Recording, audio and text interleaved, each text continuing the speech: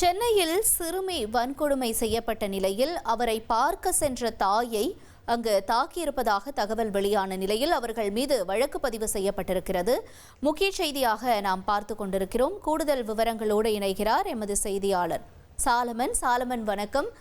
இந்த விவகாரத்தினுடைய பின்னணி என்னவாக இருக்கிறது? முழு விவரங்கள் என்ன? சென்னை நுங்கம்பாக்கத்துல வசித்து வரக்கூடிய 8 வயது சிறுமி பாலியல் வன்கொடுமைக்கு ஆளானதாக புகார் அளிக்கப்பட்ட நிலையில அந்த வழக்குல உதவி ஆய்வாளர் மீது போக்சோ சட்டத்தின் கீழே வழக்கு பதிவு செய்யப்பட்டு இந்த விசாரணையானது நடைபெற்று வருகிறது.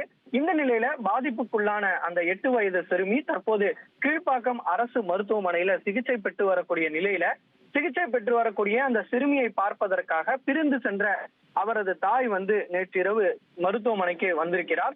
அப்போது அங்கிருந்த சிறுமியோட தந்தை, அவரது சித்தப்பா உள்ளிட்டோர் இங்கே வரக்கூடாது, நாங்கள் தான் வளர்த்து வருகிறோம் என கூறி அவரிடம் வாக்குவாதத்துல ஈடுபட்ட நிலையில சிறுமி தாயுடன் தான் செல்வதாக கூறிய போதும் தாங்கள் தான் வளர்த்து வருகிறோம், பார்க்க கூடாது என கூறி சிறுமியோட தாயை அவரது சித்தப்பா, தந்தை மற்றும் பாட்டி ஆகியோர் இணைந்து செருப்பு மற்றும் காலால எட்டி உதைத்திருக்கிறார்கள்.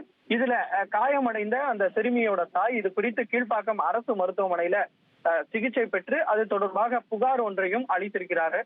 கீழ்ப்பாக்கம் காவல் நிலையத்தில் இந்த புகாரானது வழங்கப்பட்ட நிலையில அவர் மீது தாக்குதல் உள்ளிட்ட பிரிவின் கீழே வழக்கு பதிவு செய்யப்பட்டது. குறிப்பாக சிறுமியோட தந்தை, அவரது சித்தப்பா, பாட்டி உள்ளிட்ட 4 பேர் மீது இந்த வழக்கு பதிவானது செய்யப்பட்டு இந்த விசாரணையானது நடைபெற்று வருகிறது. தந்தி டிவியை உங்கள் கேபிள் டிவி ஆபரேட்டரிடம் இலவசமாக கேட்டு பெறுங்கள்.